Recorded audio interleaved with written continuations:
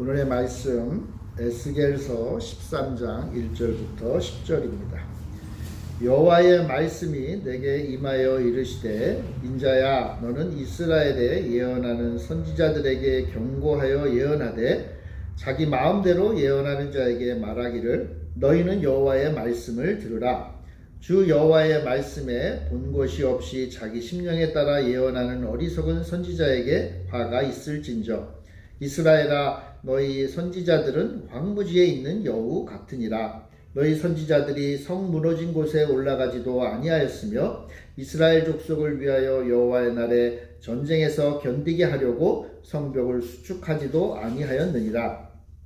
여호와께서 말씀하셨다고 하는 자들이 허탄한 것과 거짓된 점괘를 보며 사람들에게 그 말이 확실히 이루어지기를 바라게 하거니와 그들은 여호와가 보낸 자가 아니라. 너희가 말하기는 여호와의 말씀이라 하여도 내가 말한 것이 아닌즉 어찌 허탄한 묵시를 보며 거짓된 점괘를 말한 것이 아니냐.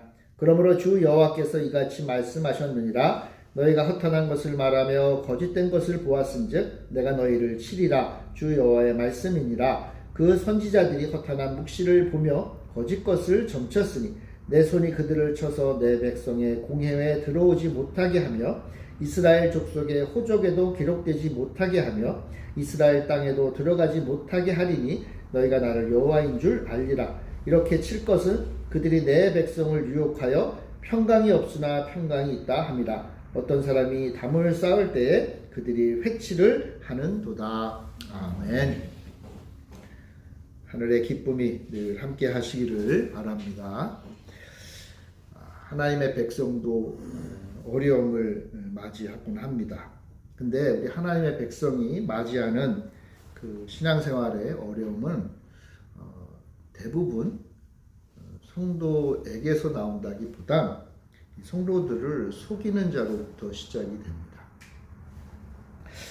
속이는 자는 성도가 걸어가야 될 그 길이 있죠. 마땅한 길이 있는데 그 길이 아니라 다른 길을 제시하는 자입니다. 속이는 자는 아주 다양한 방법으로 유혹하고 그 속임수로 그 진리의 길을 벗어나고 그릇된 길로 이끄는 게 바로 이 속이는 자가 하는 일입니다. 우리 성도님들이 반드시 알아야 될 게 뭐냐 하면 우리 성도인들 주변에는 하나의 백성들 주변에는 반드시 어떤 면에서 보면 속이는 자가 있어요.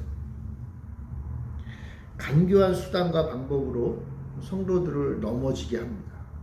넘어지는 정도가 아니라 아예 다른 그릇된 길로 가도록 유혹합니다. 사람들이 길 가다가 넘어지면 어떻습니까? 여러분 낙심해요.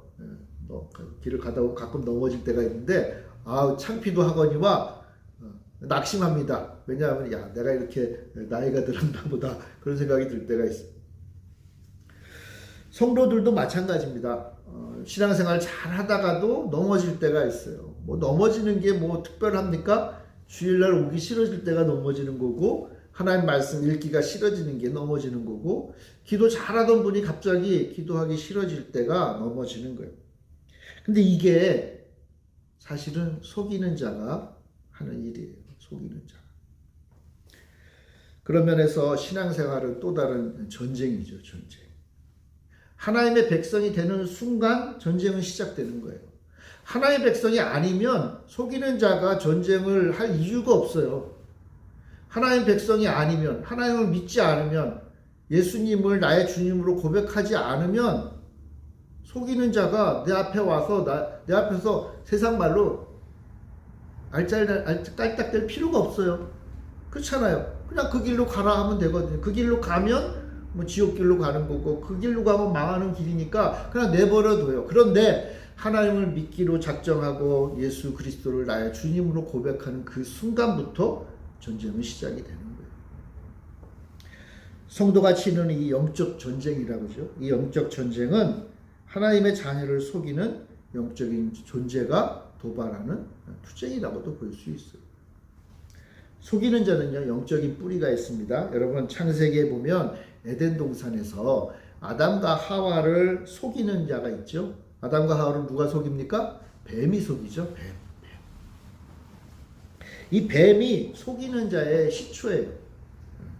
그리고요, 재밌게도 이 성경의 맨 마지막 책 계시록에는 이 뱀에 대해서 설명을 해주고 있습니다. 계시록 12장 9절에 보면, 제가 한번 읽어볼게요.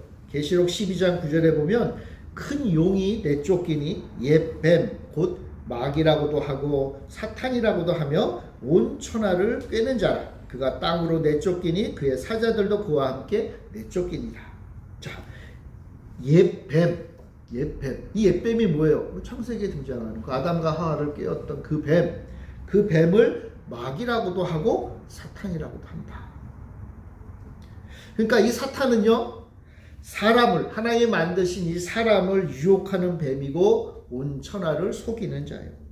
사단은요, 인간 창조, 이 온 세상의 창조부터 시작해서 마지막까지 일관되게 하나님의 피조물을 유혹하는 자예요. 속이는 자다. 근데 사단이 직접 우리를 속이진 않죠. 사단은요, 우리 하나님의 백성을 속이기 위해서 무슨 방법을 쓰든지 간에 우리 하나님의 백성을 속이는 자예요. 그러니까 인격적인 존재를 통해서 속이거나 또는 비인격적인 존재를 통해서 속이든 어떤 방법이든 간에 하여튼 하나님의 백성이 잘못 생각하게 하고 실망하게 하고 오해하게 하고 넘어지게 하고 그래서 다른 길로 가도록 유혹하는 자. 그게 바로 사탄이다. 자, 그런데 사탄이 이렇게 하나님의 백성을 유혹하는, 속이는 방법으로 사용하는 것 중에 하나가 뭐냐? 바로 선지자예요. 선지자. 참 당혹스럽죠? 여러분, 선지자가 원래 뭐 하는 사람입니까? 하나님의 백성을 하나님의 말씀으로 잘 가르쳐서 하나님이 원하시는 길로 잘 가도록 하는 사람이 선지자잖아요. 하나님의 말씀을 전하는 사람이 선지자예요. 하나님의 뜻을 전하는 사람. 그런데 하나님이 선지자를 사용하시는데 사탄도 자신의 선지자를 사용한다는 거예요. 사단은요, 하나님의 도구였던 이 선지자를 교묘한 방법으로 비틀어서 사용해요. 그러니까 다시 말하면요, 여러분, 사탄은 그럴듯한 가짜를 사용하는 자예요. 사단은요, 전혀 엉뚱한 것으로 하나님의 백성을 유혹하지 않아요. 왜냐하면 그러면 다 알거든요. 다 알아요. 이거 하나님의 것이 아니네? 다 알아요. 그래서요, 사탄은요, 아주 교묘하게 속여서 하나님의 백성을 유혹하는 거예요. 그러니까 모방하는 거죠. 모방. 여러분, 사단은요, 하나님의 모방자예요. 모방자. 하나님 비슷하게 보이려고 애쓰는, 자기 스스로도 그렇지만 자신이 사용하는 방법도 하나님이 사용하시는 것 비슷하게 사용을 해요. 가짜 증인, 가짜 선지자, 이런 가짜 성도, 이게 사탄이 사용하는, 애용하는 도구예요. 그래서 어떻게 해요? 넘어뜨리는 거예요, 하나님의 백성들을. 여러분, 지금 이 에스겔은요, 바벨론으로 포로로 잡혀온 이후의 이야기예요. 그러니까 에스겔도 포로로 잡혀왔어요, 바벨론에. 그래서 잡혀와가지고 하나님의 말씀을 전하는 거예요. 에스겔은 원래는 제사장 가문이죠. 아마도 포로로 잡혀올 때 에스겔처럼 제사장이거나 또는 제사장으로 훈련받았거나 선지자로 훈련받은 많은 사람들이 아마 바벨론으로 같이 왔을 거예요. 그리고 바벨론에 와서도 하나님의 말씀을 전했겠죠. 에스겔도 하나님이 하라고 하니까 하나님의 말씀을 전하는 일을 했어요. 문제는 이들 가운데 가짜가 많았다는 거예요. 가짜. 본문은요, 그런 면에서 보면 이 가짜에 대한, 가짜 선지자에 대한 하나님의 분노와 심판의 메시지. 그리고 오늘 우리는 이 말씀을 읽으면서 오늘 우리 주변에서도 하나님의 말씀을 거짓되게 증거하는 가짜 선지자를 향한 하나님의 심판의 말씀입니다. 여러분, 기억하세요. 가짜와 진짜는 그렇게 다르지 않아요. 비슷하니까 가짜 진짜 얘기를 하는 거지, 만약 전혀 다르면 가짜 진짜 얘기할 필요가 없죠. 그냥 다른 거일 뿐이잖아요. 그러나 사단은 아주 비슷한 가짜를 사용한다는 거죠. 자, 그럼 가짜 선지자는 어떤 선지자냐? 본문에 보면 이 거짓 선지자를 이렇게 표현하는데 2절에 보면 이스라엘에 예언하는 선지자라고 하면서 2절에 자기 마음대로 예언하는 자다. 그리고 3절에 보면요. 자기 심령에 따라 예언하는 어리석은 선지자다라고 얘기해요. 자, 그러니까 가짜 선지자의 중요한 특징 가운데 첫 번째가 뭐냐? 그들의 마음에서 생각난 것을 말하면서 그것을 하나님의 권세를 지닌 말인 것처럼 속인다는 거예요. 그러니까 자기 생각을 말하면서 아 이거 하나님의 뜻이야 라고 말하는 자가 있다. 그게 뭐예요? 가짜 선지자다. 가짜 선지자. 그럼 가짜 선지자들은요 말을 참 잘합니다. 가짜 선지자는 아주 언변이 화려해요. 게다가 아주 정밀한 논리를 가지고 있습니다. 그럼 이단들을 보면요 아주 나름대로의 정밀한 논리가 있잖아요. 문제는 그들의 말이 아무리 화려하고 아무리 정밀한 논리를 가지고 있다 할지라도 하늘의 진리와는 무관한 거예요. 전문적인 훈련을 받고 뛰어난 카리스마를 가지고 있다. 우리나라 사람들은 우리 성도들은 또 카리스마 좋아하잖아요. 아주 카리스마가 있어가지고 아주 사람들을 잘 이끌어가는 화려한 그런 지도력을 가지고 있다 할지라도 그래서 그게 사람들 앞에 서서 말할 만한 그런 능력이 되잖아요. 그죠? 그렇다 할지라도 문제는 그것만으로는 하나님의 메시지를 전하기에는 부족하다. 왜요? 그것은 다 자기 생각이니까. 자기 생각. 하나님의 말씀을 전하는 선지자가 되기 위해서는 그 말씀이 하나님으로부터 와야 돼요. 그리고 하나님으로부터 왔다는 증거가 있어요. 아무리 내가 나 하나님으로부터 말씀을 받았어. 그래서 하나님의 말씀을 전한다 할지라도 진짜 하나님이 주셨는지에 대한 증거가 있어야 되잖아요. 증거. 이스라엘 백성들도요. 그래서 오랜 역사를 통해서 우리에게 하나님 말씀을 전하는 저 선지자가 또는 제사장이 정말 하나님으로부터 말씀을 받은 자인지에 대해서 끊임없이 검증했어요. 왜요? 그게 굉장히 중요하니까. 가장 중요한 거예요. 어떤 면에서 보면. 그 선지자가 아무리 화려한 언변을 가지고 있고 아무리 인격적이고 아무리 참으로 보면 잘 훈련받은 자라 할지라도 그가 하나님으로부터 말씀을 받지 않으면 그냥 그저 지혜자에 불과할 뿐이에요. 하나님의 선지자는 하나님으로부터 말씀을 받아야 돼요.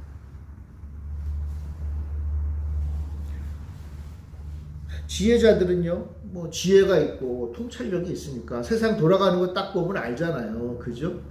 저희들 같은 범부들은 세상 돌아가는 거 잘 모르지만 정말 지혜가 있는 자들은 세상 돌아가는 거 보면 잘 알아요. 앞서가죠. 앞서가요. 그들의 말로부터 뭐 도움을 얻을 수는 있어요. 그러나 그들은 하나님의 말씀을 전하는 선지자는 아니다. 왜? 하나님 말씀하지 않았습니다. 하나님으로부터 말씀을 듣지 않았으니까. 우리 이 사실을 정확하게 알고 있어야 돼요. 사실요, 그들은요, 하나님으로부터 아무것도 듣지 못했기 때문에 하나님의 뜻을 전하지 못하는 거예요. 어떤 면에서 보면 선지자의 역할을 하면 선지자의 어떤 직분을 가지고 있다면 하나님 말씀 전하고 싶잖아요. 그죠? 문제는 아무리 그들이 원해도 하나님이 말씀하지 않으면 하나님 말씀이 없는 거예요. 그럼 뭐예요? 전하고 싶어도 전할 수 없는. 전하고 싶어도. 문제는 이스라엘 백성들이요. 지금 이제 포로로 잡혀온 상황에서 하나님의 뜻을 알고는 싶은데 정말 하나님으로부터 말씀을 받은 자인지 아닌지를 판단할 만한 그런 능력도 상실한 거예요. 그러니까 이 바벨론에서 이스라엘 공동체, 바벨론에서의 이스라엘 공동체는 어떤 면에서 보면 굉장히 심각한 문제가 있었던 거예요. 하나님이 말씀하지도 않고 말씀하지도 않은 말을 하나님의 말씀이라고 전하고 또 그게 진짜인지 가짜인지도 구별하지 못하는 이스라엘 백성들이 있었던 거예요. 그러니까 에스겔 주변에 그런 사람들로 가득했던 거예요. 그런 사람들.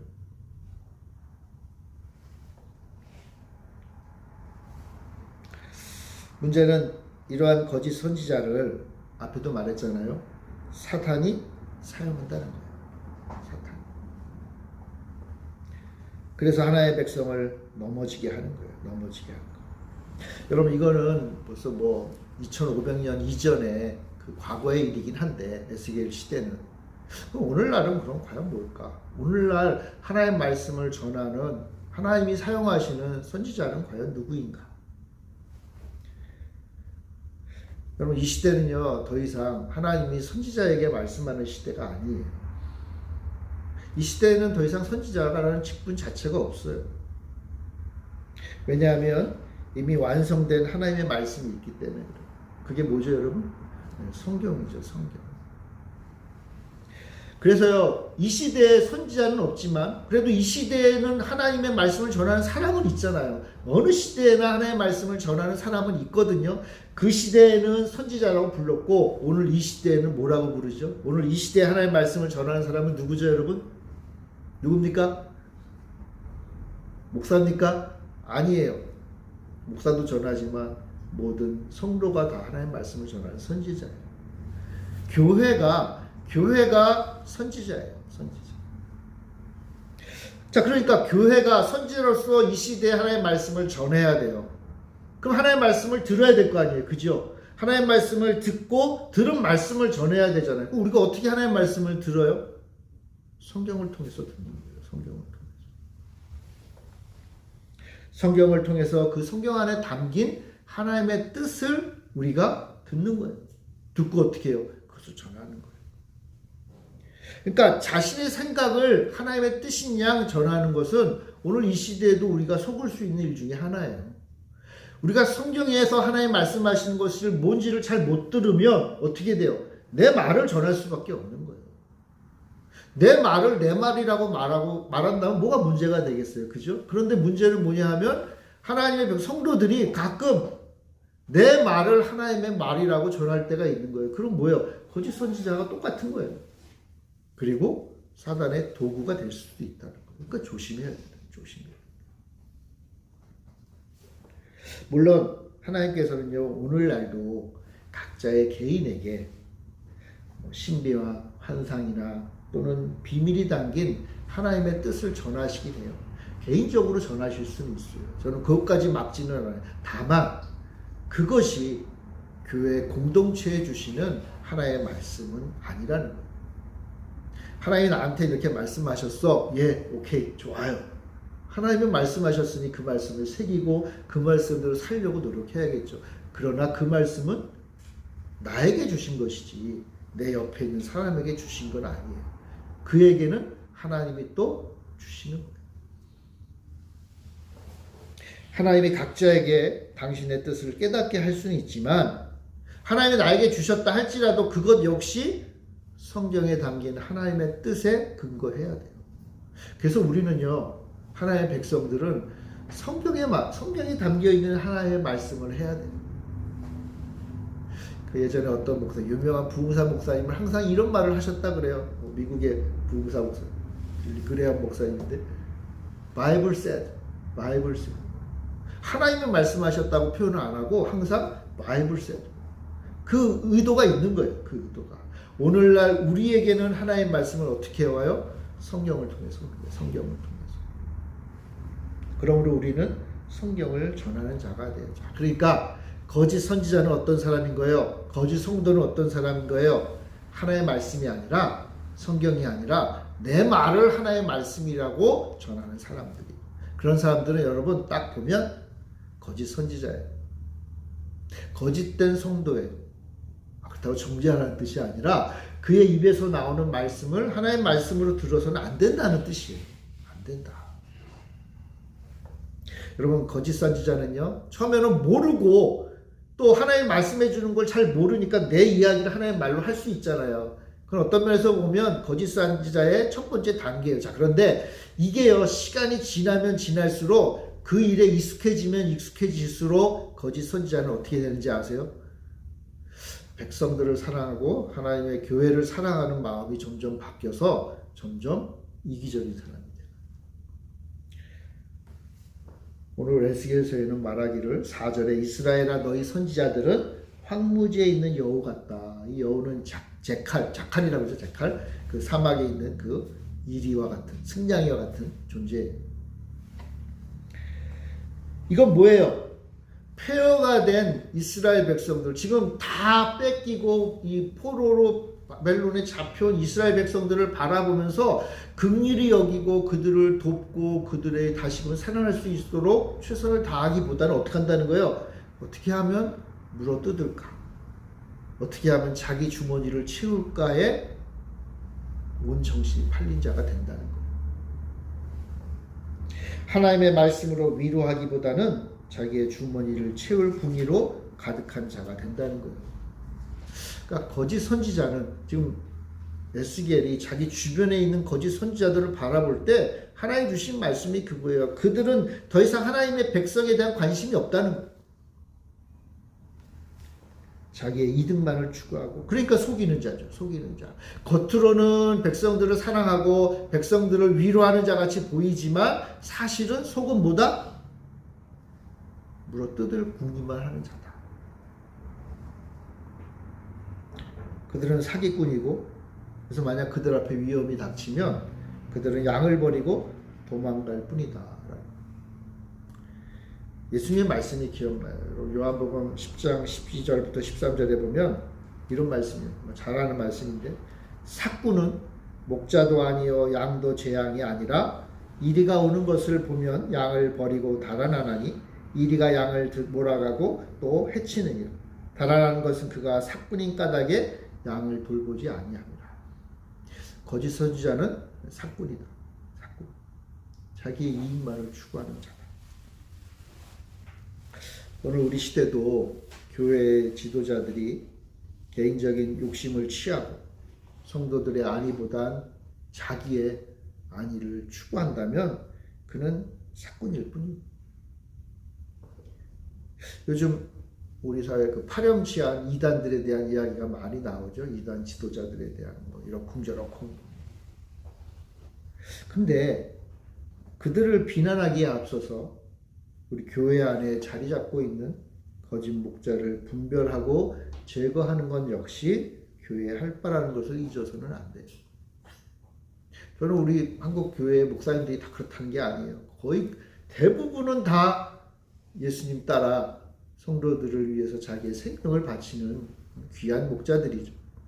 그러나 목자가 아무리 선한 목자가 아무리 많다고 해도 삭꾼 목자 하나 때문에 흐려지는 거예요.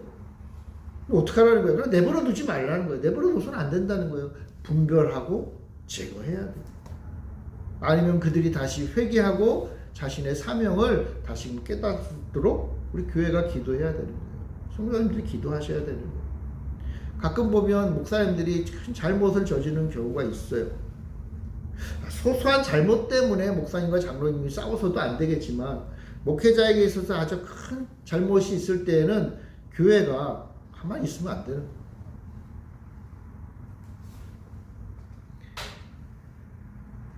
무엇보다 중요한 것은 교회의 지도자라면, 목자라면, 하나의 말씀을 맡겨주신 선지자라면 내 마음의 욕망에 따라 사는 게 아니라 주님의 마음으로 살아야 된다. 근데 여러분 아까도 말씀드렸죠? 이건 교회 목사님들에게만 주신 말씀이 아니에요. 누구에게 준 말씀이에요? 우리들에게도 주신 말씀이에요. 우리 역시 하나님의 말씀을 전하는 선지자들이에요. 그러므로 어떻게 해야 돼요? 우리 역시 내 욕심으로 살 것이 아니라 교회를 사랑하고 성도들을 사랑하고 예수님처럼 그들을 위해서 내 생명까지도 걸 정도로 사랑하는 마음으로 살아야 된다. 그게 하나님은 교회에 주신 사명인 거예요.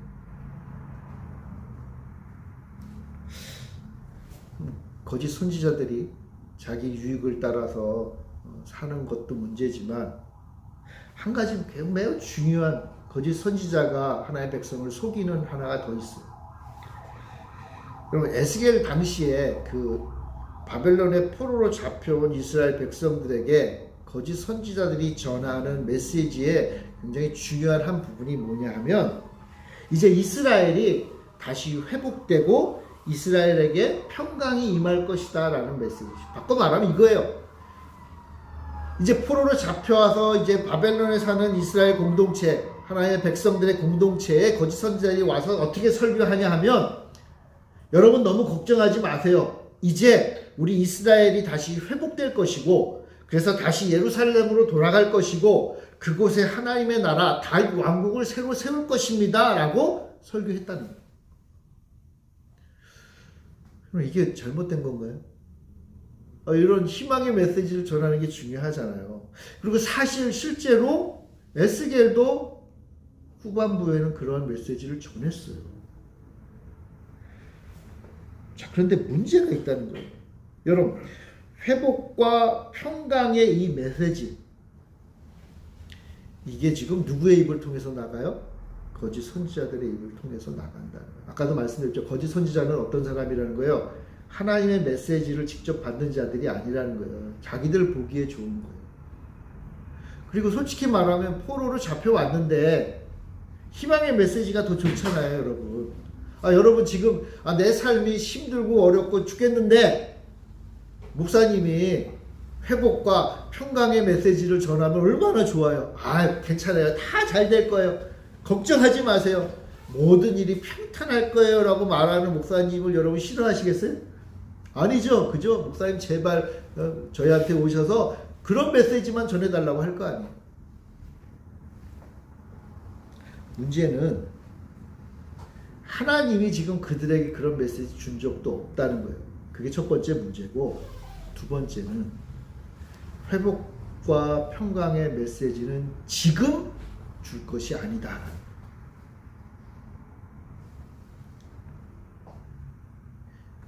시기가 맞지 않은 메시지, 하나님이 주시지 않은 메시지는 심각한 문제를 야기하는 거예요. 그럼 지금 이스라엘 백성들이 포로로 잡혀왔잖아요. 왜 포로로 잡혀왔죠? 자신들의 그 조상 죄 때문에 잡혀온 거 아니에요. 죄로 인해서 벌을 받아서 잡혀왔는데 문제는 아직 끝나지 않았다는 거예요. 아직 징계의 시간이 더 필요했다는 거예요.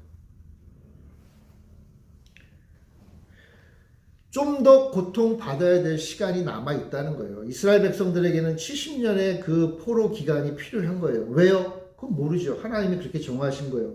하나님은요 70년 동안 이스라엘 백성들을 포로 삼으시면서 그들의 죄에 대한 징계이기도 하지만 동시에 자신들의 허물을 깨닫고 하나님께로 통해 자복하고 회개하고 다시금 하나님께로 돌아가고자 하는 그 열망을 가질 수 있기 위해서 시간이 필요한 거예요.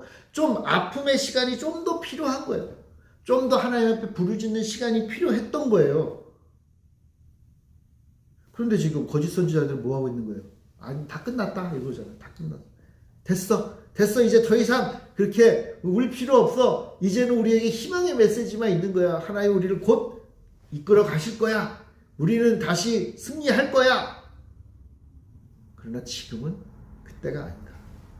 그러니까 그때가 아닌데 거짓 선지자가 오해하게 하는 거예요.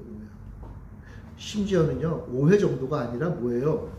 지금 회개하고 하나님을 다시금 깊이 생각하고 다시금 하나님이 주신 은혜를 구해야 될 그 시간에 잘못된 메시지를 전하니까 이스라엘 백성은 어떻게 해요? 이제 더 이상 울 필요가 없구나. 이제 곧 우리에게 새로운 미래가 있겠네? 하나님이 이제 곧 주시겠네? 그럼 하나님이 곧 주시는데 뭐하러 골방에 들어가서 기도하고 울면서 하나님 앞에 매달리겠어요?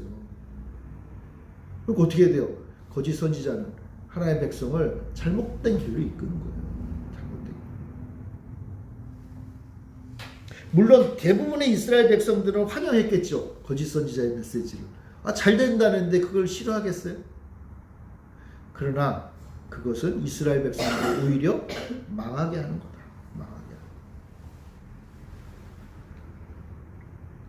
참 달콤하죠. 너무 힘드니까 달콤한 메시지가 마음에 들었겠죠. 그걸 이해 못할 바는 아니에요. 그러나 하나님의 섭리는 필요한 시간이 있다는 거예요. 바꿔 말하면 좀 기다림의 시간이 필요해요. 사람마다 다르겠죠. 상황마다 다르겠죠. 하나님 왜 어떤 사람은 저렇게 10년, 20년, 30년 하나님의 백성임에도 불구하고 고생하게 하십니까? 어떤 사람은 내가 볼 땐 별거 아닌데 그냥 한 1년 반짝 고생하더니 그냥 길이 확 열리네요. 왜 저 사람은 잘 되는데 똑같이 하나님 믿는데 왜 저 사람은 잘 되는데 나는 아직도 이 모양 이 꼴입니까? 기도할 수 있죠. 하나님이 뭐라고 답변하시겠어요? 사람마다 필요한 시간이 다른 거예요. 내가 하나님의 백성이라는 확신이 있으면 우리는 하나님의 뜻을 그렇게 이해할 수밖에 없는 거예요.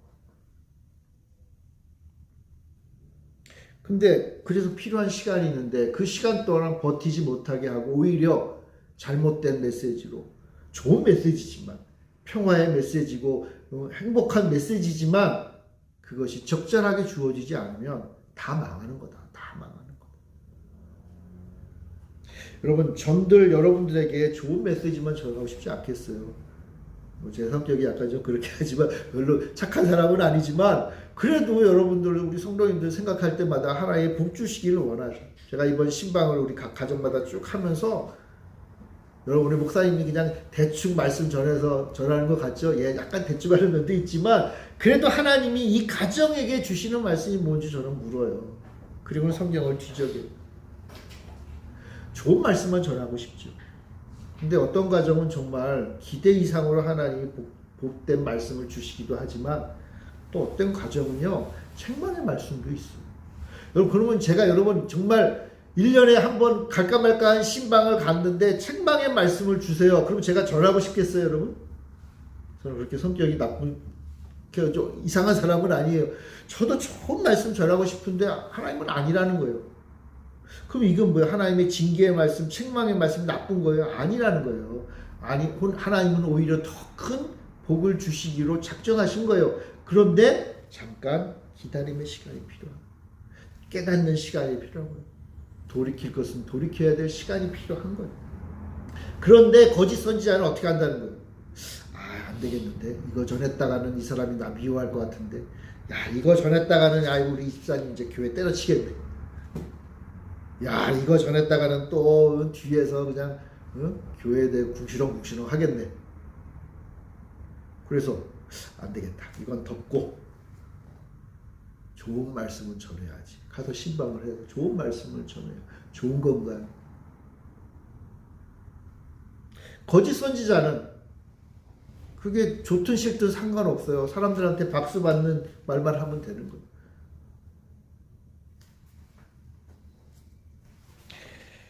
영적으로 분명히, 도덕적으로 분명히 타락하고 부패한 모습이 있어요. 하나님 보실 때 부족하다는 거예요. 우리 사람의 관점으로는 저보다 훨씬 나은 분들이죠. 그러나 하나님 보실 때 부족하니까 하나님이 책망의 말씀을 주셨는데 그게 아니라 모든 게 잘 될 거라고 메시지를 전해버리면 아무 도움도 주지 못하는 거예요. 그러니까 속은 썩어가는데 겉으로는 괜찮아 보여요. 근데 여러분, 그런다고 문제가 사라집니까? 그건 아니잖아요.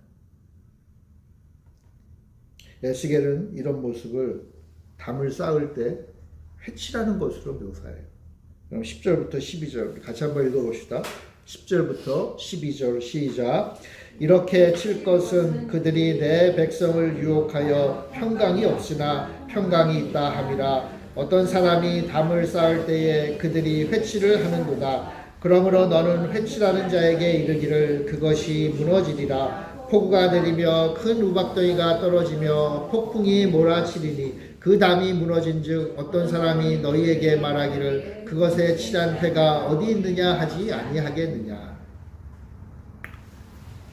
거짓 선지자들은 어떻게 하냐면 이스라엘 백성들이 담을 쌓는데 담을 어떻게 쌓아가요. 그런데 담을 쌓자마자 어떻게 한다는 거예요? 회칠하는 거예요. 하얗게 칠을 한다. 예쁘게 꾸민다는 거죠.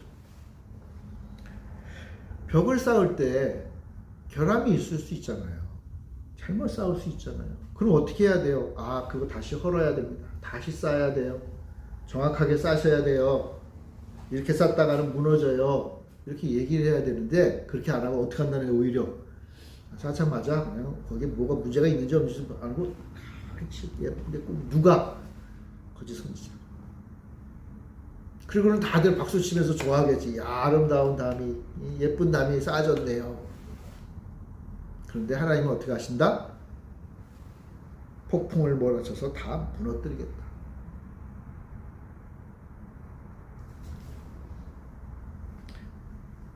백성을 속인 거죠. 죄를 깨닫지 못하게 하고 죄에서 돌이키게 할 기회마저도 빼앗아버려요. 예수님도 이런 거짓 선지자들, 바리새인들의 그런 외식에 대해서 엄청나게 책망하셨잖아요. 회칠한 무덤이라고 하셨잖아요. 회칠한 무덤. 단순히 벽이 아니라 무덤. 이거는 부정한 것의 극치잖아요. 이스라엘 백성들이 반드시 피해야 될 그 무덤에 회를 칠한다. 여러분, 무덤에 회를 칠하면 어떻게 돼요? 이스라엘 백성들이 거기가 무덤인지를 모르고 지나가다가 어떻게 돼요? 부정해진다는 거예요. 그러니까 다 망하게 한다는 거예요. 다 망하게. 차라리 거기가 무덤인 줄 알게 하면 되는데, 그럼 사람들이 돌아갈 거 아니에요. 근데 어떻게 한다는 거예요? 무덤인지도 모르게 해버린다는 거예요. 속인다는 거예요. 속인다.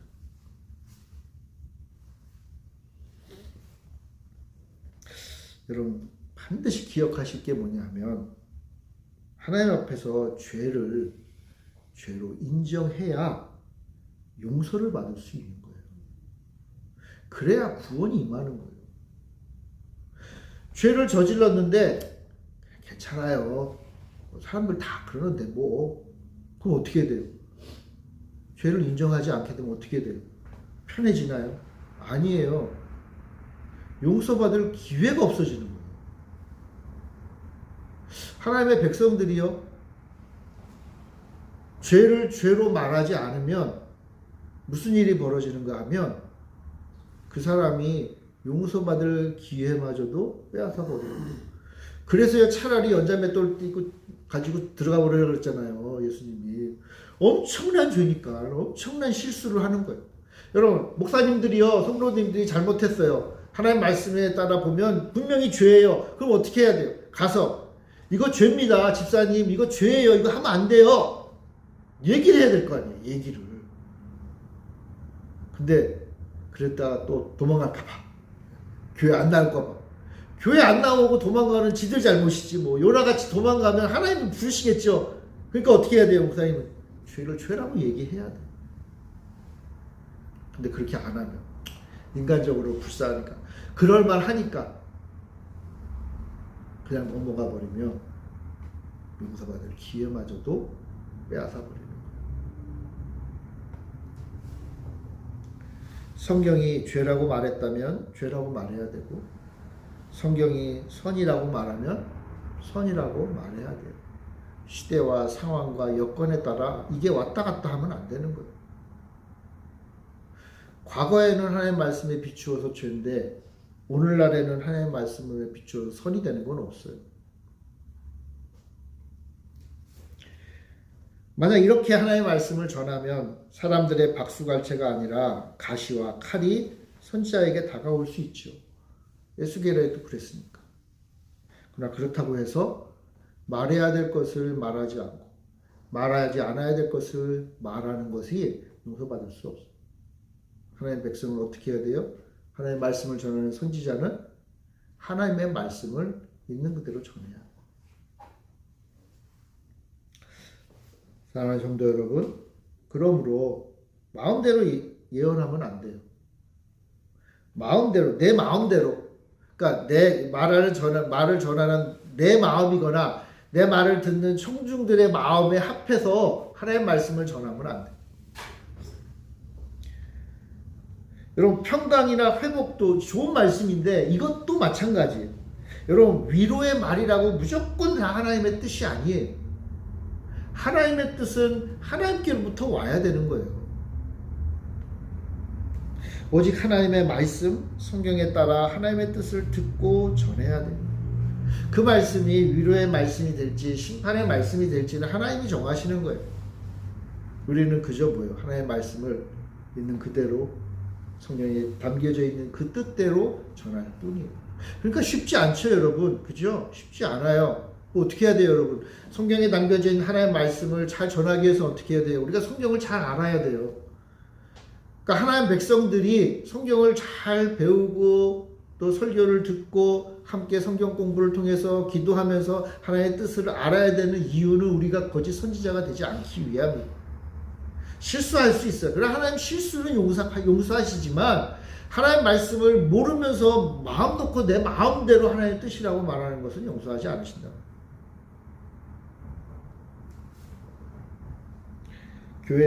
교회의 지도자는 솔직히 말하면 하나님의 말씀을 전하는 목사는 성경에 담긴 하나님의 말씀을 잘 전해야 돼요. 목사에게도 세상을 바라볼 수 있는 지혜와 통찰력이 필요하죠. 자기 생각을 말할 수는 있죠. 그러나 자기 생각과 하나님의 말씀은 구별돼야 돼요.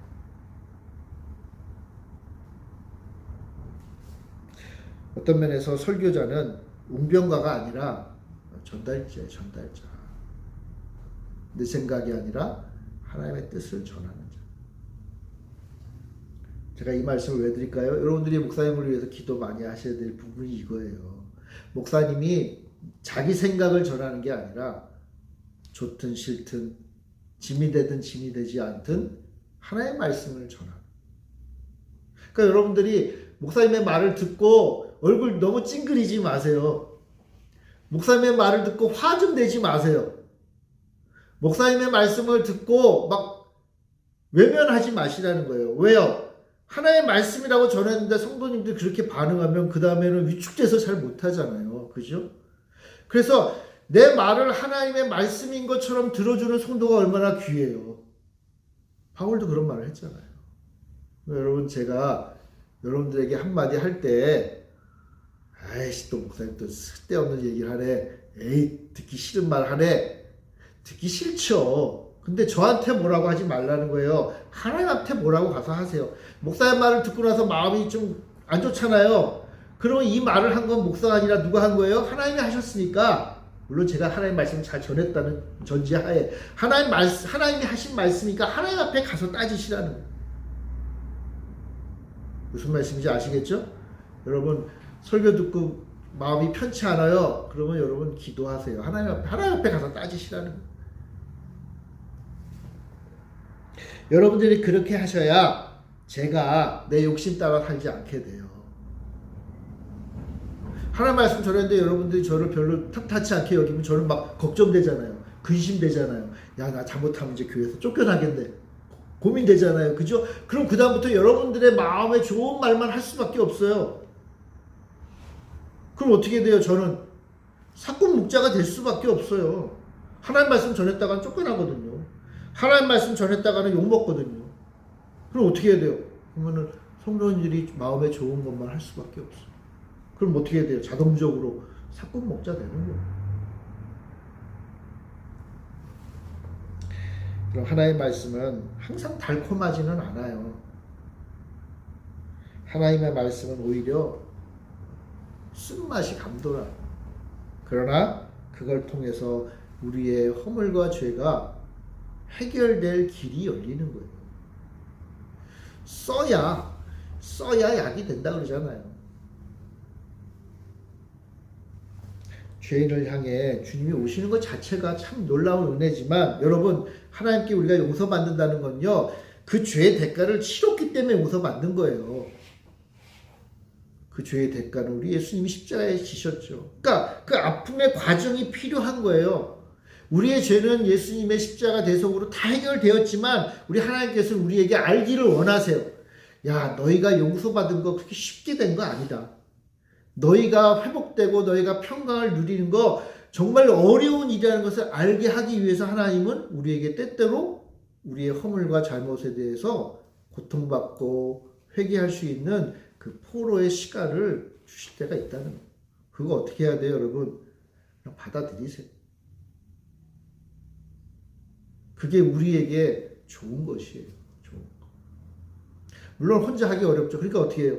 함께 하는 거예요. 성도 간에 서로 기도하고 위로하고 서로 도우면서 내 안에 있는 그러한 거짓된 것들, 잘못된 것들, 쓴물들을 다 없이 하는 그 과정이 필요하다. 과정이 필요하다. 그럼 이게 얼마나 하나님의 큰 은혜예요. 그러므로 목사는 거짓말하면 안 돼요. 회치라는 말이 아니라 죄를 드러내는 빛의 말을 전해야 된다 하는 거예요. 여러분 이거 하지 못하면 어떻게 되는지 아세요? 9절에 나오죠. 공회에 들어오지 못하게 하고 호적에도 기록되지 못하게 하고 이스라엘 땅에도 들어가지 못하게 한다. 여러분 하나님은요 반드시 가짜를 심판하시는 분이에요. 하나님은 가짜를 심판하세요. 가짜 하나님인 사탄을 심판하시죠. 가짜 하나님의 백성인 가짜 그리스도인 척하는 가짜를 적그리스도를 심판하세요. 가짜 메시지를 전하는 선지자를 망하게 하세요. 우리 안에 가짜도 하나님은 심판하세요. 가라지는 절대로 알곡과 함께 창고에 들어갈 수 없어요. 하나님은 반드시 심판하신다.